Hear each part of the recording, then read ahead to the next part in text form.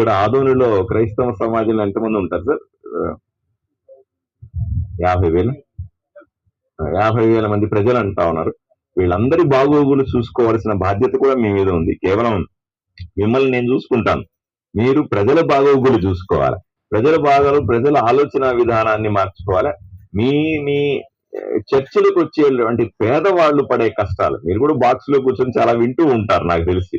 వాళ్ళు పడే కష్టాలు కానీ వాళ్ళని ఓదారుస్తూ ఉంటారు. వాళ్ళ కష్టాల్లో సుఖాల్లో మీరు కూడా తోడుగా ఉండుంటారు.